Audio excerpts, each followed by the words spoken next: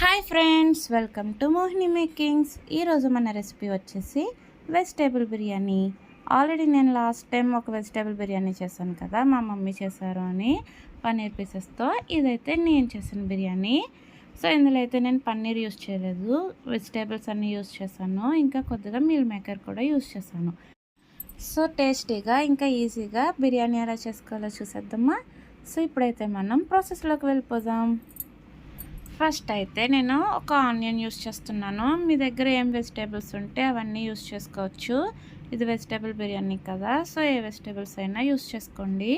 నేనైతే ఒక ఆనియన్, ఒక టొమాటో, ఒక క్యారెట్, అలాగే పొటాటో, ఇంకా 3 పచ్చిమిరపకాయలు, కొద్దిగా కొత్తిమీర, సో ఇలాగా నా దగ్గర ఉన్న వెజిటేబుల్స్ అన్నీ కట్ చేసుకున్నాను.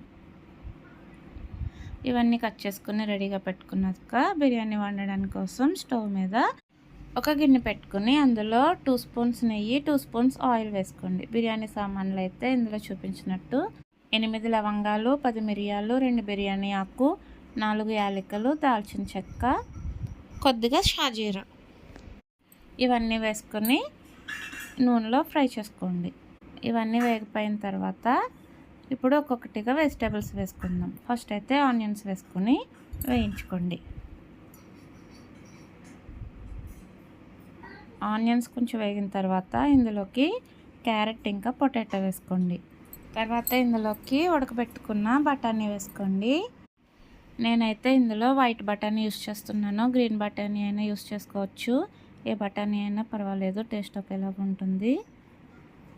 సో బఠానీ వేసేసుకున్న తర్వాత కొంచెం సేపు మగ్గడానికి మూత పెట్టుకోండి. తర్వాత ఇందులోకి కట్ చేసుకుని పెట్టుకున్న టమాటో వేసుకోండి.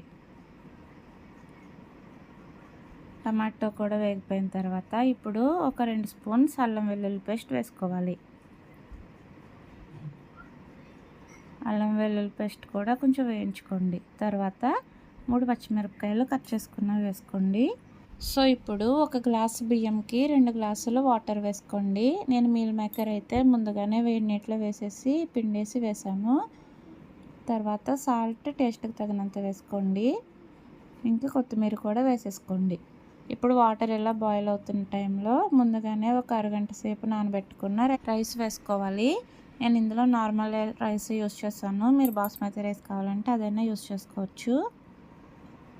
సో ఇలా రైస్ వేసిన తర్వాత ఒకసారి కలిపేసుకొని సాల్ట్ సరిపోయిందో లేదో చూసుకొని ఇప్పుడు మూత పెట్టేసి హై ఫ్లేమ్లో 5 మినిట్స్, లో ఫ్లేమ్లో 17 మినిట్స్ వరకు పెట్టేసుకొని తర్వాత ఒక 10 మినిట్స్ మూత తీయకుండా ఉంచిన తర్వాత మీరు ఇలాగ ఒకసారి పైనుంచి కిందకి కలిపేసుకొని సర్వ్ చేసేసుకోండి.